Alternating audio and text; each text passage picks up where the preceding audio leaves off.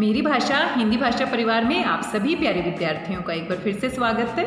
आज के इस वीडियो में हम हल करने वाले हैं हमारा आंकलन कार्य पत्रक 4 जो कि आपको मिला है 4 सितंबर 2021 को, और ये हमारा अपठित गद्यांश के ऊपर आधारित है। यहाँ पर एक गद्यांश आपको दिया गया है, इसको हमें ध्यान से पढ़ना है, समझना है, और पढ़ने के बाद यहाँ से आपसे कुछ प्रश्न पूछे गए हैं जो कि हमारे गद्यांश की बातों के ऊपर आधारित है।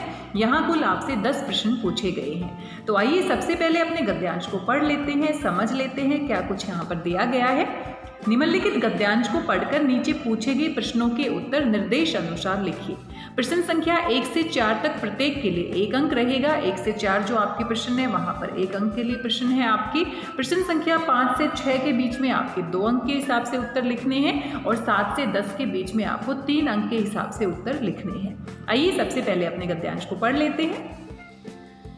सन 1968 में ब्रिटेन में लाल धूल गिरने लगी। 1968 की ब्रिटेन की बात की जा रही है।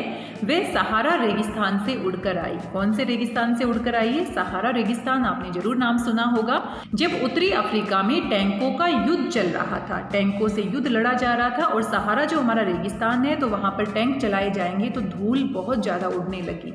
वहां से धूल उड़कर कैरिबियन समुद्र तक पहुंच गई थी। आजकल लोग घरों, कारखानों, मोटरों और विमानों के माध्यम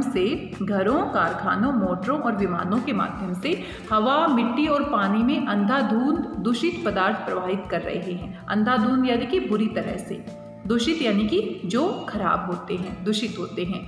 विकास के क्रम में प्रकृति अपने लिए ऐसी परिस्थितियां बनाती है जो उसके लिए आवश्यक है। प्रकृति का अपना एक संतुलन होता है। प्रकृति हर किसी वस्तु में सामंजस्य बिठाकर चलती है, जिससे कि हमारी प्रकृति के हिसाब से सारा काम होता है। लेकिन जब मनुष्य बहुत सारे तकनीकी विकास के माध्यम से कुछ ऐसी दखल अंदाजी प्रकृति के कार्यों में करता है, हमें उनका दुष्परिणाम भुगतना पड़ता है। तो यहाँ पर टैंकों से जो युद्ध किया जा रहा है, सहारा रेगिस्तान की जो धूल है वो उड़कर कैरिबियन समुद्र तक पहुंच गई है।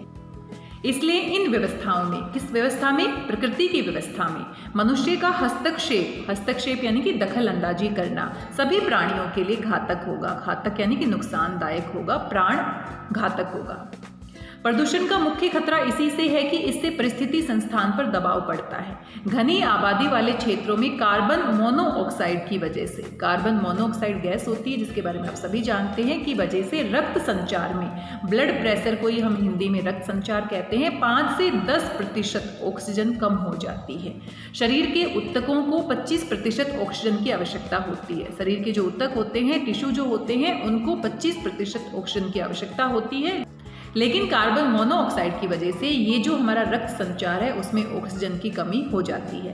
ऑक्सीजन की तुलना में कार्बन मोनोऑक्साइड लाल रुधिर, यहाँ पर रुधिर सही नहीं लिखा गया है क्योंकि यहाँ पर मुझे लगता है टाइपिंग एरर है। रुधिर आप इस तरीके से लिख सकते हैं, लाल रुधिर, यहीं पर ऊ की मात्रा लगेगी तो टाइपिंग में कभी कभी एरर हो जाती है।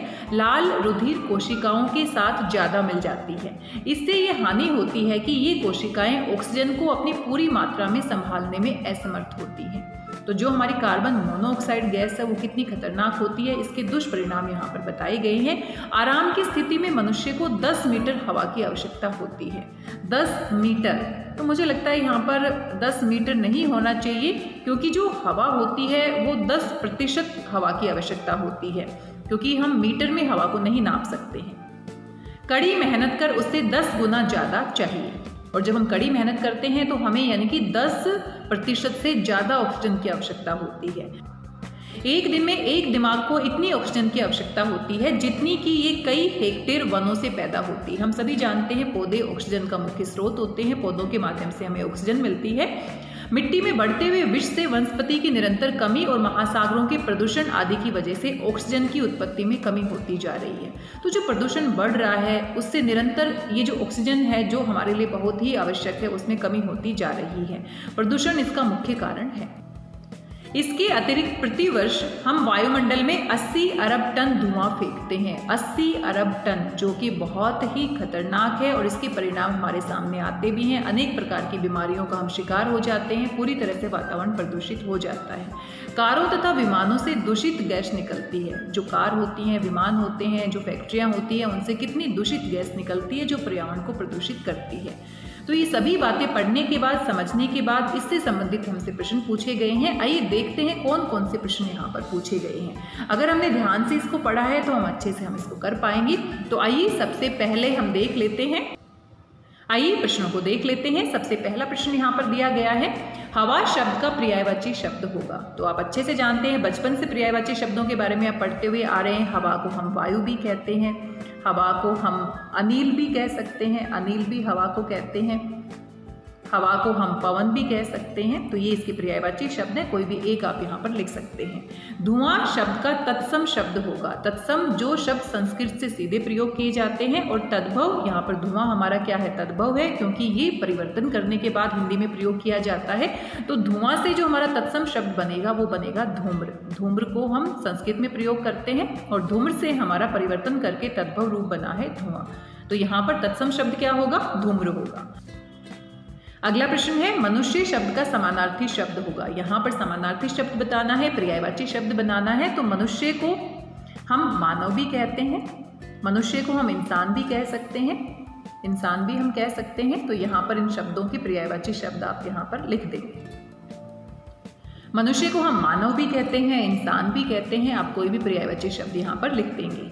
कमी शब्द का विलोम शब्द होगा। कमी होता है किसी चीज़ की कमी होना, कम मात्रा होना, और जब बहुत ज़्यादा मात्रा होगी तो उसके लिए हम कह सकते हैं प्रचुरता भी हम यहाँ पर कह सकते हैं। प्रचुरता एक शब्द होता है। और हम इसमें अधिकता भी कह सकते हैं, कमी और अधिकता कह सकते हैं कि जब बहुत ज़्यादा मात्रा में कोई वस्तु होती है तो उसकी अधिकता हो जाती है। और एक और शब्द होता है हमारा यहाँ पर, आप उसका प्रयोग भी कर सकते हैं, बहुलता भी आप कह सकते हैं। कमी के स्थान पर हम कह सकते हैं बहुलता। बहुलता का अर्थ भी क्या होता है, अधिकता या प्रचुरता के अर्थ में हम इसको लेकर चलते हैं। तो इस तरीके से हम इनके पर्यायवाची शब्द लिख देंगे। कमी का विलोम शब्द हो जाएगा, बहुलता भी आप लिख सकते हैं, प्रचुरता भी आप लिख सकते हैं, अधिकता भी आप लिख सकते हैं। जो भी आपको अच्छा लगे आप एक यहाँ पर लिख दीजिएगा। आइए आगे देख लेते हैं कौन से प्रश्न पूछे गए हैं। पांचवा जो हमारा प्रश्न है उसमें दूषित शब्द में मूल शब्द और प्रत्यय होंगे। तो यहाँ पर आपको मूल शब्द और प्रत्यय अलग करके बताना है। दूषित शब्द में मूल शब्द और प्रत्यय होंगे। तो यहाँ पर मूल शब्द और प्रत्यय को अलग करके आपने दिखाना है। तो आप सभी जानते हैं प्रत्यय जो हमारे होते हैं वो मूल शब्द के पीछे लगते हैं और एक नए शब्द का निर्माण करते हैं। तो दूषित में हमारे पास यहाँ पर दुष धातु हो जाती है, और यहाँ पर अगर हम इत प्रत्यय का प्रयोग करते हैं तो ये हमारा जो शब्द है जुड़ने के बाद बन जाता है दूषित। तो दुष यहाँ पर हमारा मूल शब्द है और इत हमारे यहाँ पर क्या हो जाएगा, प्रत्यय हो जाएगा। अगला हमारा प्रश्न है, असमर्थ शब्द में उपसर्ग और मूल शब्द अलग अलग होंगे। तो यहाँ पर उपसर्ग बताना है। उपसर्ग शब्द के आगे लगता है और एक नए शब्द का निर्माण करता है। तो आप अच्छे से जानते हैं अ हमारा यहाँ पर क्या है, उपसर्ग है जो आगे लगा है, और समर्थ हमारा यहाँ पर क्या हो जाएगा, मूल शब्द हो जाएगा। असमर्थ यानी कि जो कोई भी कार्य करने में सक्षम नहीं होता है, समर्थ नहीं होता है। तो अ हमारा उपसर्ग है और समर्थ हमारा क्या है, मूल शब्द है। आइए आगे देख लेते हैं कौन सा प्रश्न पूछा गया है। आराम की स्थिति में मनुष्य को कितनी ऑक्सीजन की आवश्यकता होती है। तो अभी अभी हमने पढ़ा था यहाँ पर। तो ऑक्सीजन को हम लीटर में नाप सकते हैं या फिर हम ऑक्सीजन को प्रतिशत में नाप सकते हैं। तो यहाँ पर 10 मीटर दिया गया था, जो कि बिल्कुल ही गलत है। हवा को हम मीटर में तो नाप नहीं सकते हैं, कपड़ा तो है नहीं ये। तो यहाँ पर आप देख सकते हैं आराम की स्थिति में मनुष्य को 10 मीटर हवा, 10 मीटर हवा नहीं, 10% आप कह सकते हैं, या 10 लीटर आप हवा कह सकते हैं। आराम की स्थिति में मनुष्य को 10 मीटर, यहाँ पर मिसप्रिंट है, 10 लीटर हवा की आवश्यकता होती है। तो यहाँ पर आप लिख देंगे हमारे प्रश्न के उत्तर में, आराम की स्थिति में मनुष्य को कितने ऑक्सीजन की आवश्यकता होती है, 10 लीटर ऑक्सीजन की आवश्यकता होती है। शरीर के ऊतकों को कितने ऑक्सीजन की आवश्यकता होती है। आप दोबारा से अपने गद्यांश के ऊपर जा सकते हैं कंफर्म करने के लिए, वैसे तो हम पहले ही पढ़ चुके हैं। तो जो शरीर के हमारे ऊतक होते हैं आप यहाँ पर देख सकते हैं, शरीर के ऊतकों को 25% ऑक्सीजन की आवश्यकता होती है। तो यहाँ से आप अपने प्रश्न का उत्तर लिख सकते हैं, शरीर के ऊतकों को 25% तक ऑक्सीजन की आवश्यकता होती है। तो यहाँ पर इस प्रश्न का उत्तर आप लिख देंगे, शरीर के ऊतकों को कितने ऑक्सीजन की आवश्यकता होती है, 25%। 25% इसका उत्तर आ जाएगा, इसको पूरा आप लिख सकते हैं।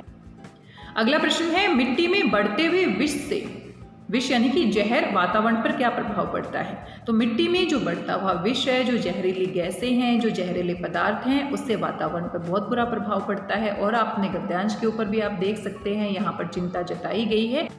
मिट्टी में बढ़ते हुए विष से वनस्पति की निरंतर कमी होती है। जो वनस्पति होती है वो धीरे धीरे कम होती जाती है। महासागरों के प्रदूषण आदि की वजह से ऑक्सीजन की उत्पत्ति में कमी हो जाती है। तो ये बहुत बड़ा दुष्प्रभाव है जो कि मिट्टी में विष के बढ़ने से होता है। तो यहाँ पर आप इस पंक्ति को विस्तार दे सकते हैं अपने उत्तर के रूप में, मिट्टी में बढ़ते हुए विष से वनस्पति की निरंतर कमी होती है। और महासागरों के प्रदूषण से क्या होता है, ये दूसरे प्रश्न के उत्तर में आ सकता है। तो आप यहाँ पर मिट्टी के प्रदूषण के बारे में आप यहाँ पर लिख सकते हैं। इस प्रकार से मिट्टी में बढ़ते हुए विष से वनस्पति की निरंतर कमी होती है। तो इस तरह से इस प्रश्न का उत्तर आप यहाँ पर बनाकर लिख सकते हैं। अगला हमारा प्रश्न है जो कि अंतिम प्रश्न है, आजकल लोग किसके माध्यम से और किसे प्रदूषित कर रहे हैं। तो आजकल जो लोग हैं वो किसके माध्यम से प्रदूषित कर रहे हैं। प्रतिवर्ष क्या करते हैं, आजकल लोग वायुमंडल को प्रदूषित कर रहे हैं। लगभग 80 अरब टन धुआं वायुमंडल में फेंका जाता है जो कि दूषित होता है और जो हमारे वायुमंडल को क्या कर रहा है, प्रदूषित कर रहा है। कार और विमानों का जो प्रयोग किया जाता है उससे भी जो दूषित गैसें होती हैं जो हमारे वायुमंडल को क्या कर रही है, प्रभावित कर रही है। तो इस प्रश्न के उत्तर में आप यही बातें लिखेंगे। आजकल लोग विमानों के माध्यम से, कारों के माध्यम से, कारखानों के माध्यम से जो विषैली गैसें होती हैं उनको वायुमंडल में फेंक देते हैं धुएं के रूप में, और ये बहुत ज़्यादा प्रतिशत में होता है जिसके कारण से हमारा वायुमंडल प्रदूषित हो रहा है, हमारी भूमि प्रदूषित हो रही है, जिसका हमारे स्वास्थ्य के ऊपर, प्रकृति के ऊपर प्रतिकूल प्रभाव पड़ता है। तो इस तरह से इन प्रश्नों के उत्तर आप लिख लेंगे। बड़े ही आसान से प्रश्न थे। कोविड-19 के दौरान आप अच्छे से जानते हैं नियमित रूप से अपने हाथों को साबुन और पानी से धोना है, क्योंकि जंग अभी हमने पूरी तरह से नहीं जीती है, लड़ाई अभी बाकी है। घर से बाहर जाते समय आपको मास्क पहनना है, सामाजिक दूरी बनाए रखना है। ये कुल हमारे 10 प्रश्न दिए गए थे। तो इन सभी प्रश्नों के उत्तर आप आसानी से लिख सकते हैं, क्योंकि बड़ा आसान सा हमारा यहाँ पर गद्यांश दिया गया था। गद्यांश को ध्यान से पढ़ना बहुत जरूरी हो जाता है, क्योंकि जब तक हम गद्यांश को ध्यान से नहीं पढ़ते हैं, सारी बातें नहीं समझते हैं, तब तक प्रश्नों के उत्तर हम सही तरीके से नहीं दे सकते हैं। आज की इस वीडियो में बस इतना ही। आशा करती हूँ सभी प्रश्न आपको समझ में आए होंगे। मिलते हैं अगले वीडियो में किसी नई कार्यपत्रिका के साथ, किसी नए मूल्यांकन कार्यपत्रक के साथ। तब तक स्वस्थ रहिए, व्यस्त रहिए, मस्त रहिए, खुश होकर पढ़ते रहिए। मेरी भाषा हिंदी भाषा परिवार के साथ जुड़ने के लिए आप सभी का धन्यवाद, बहुत बहुत धन्यवाद।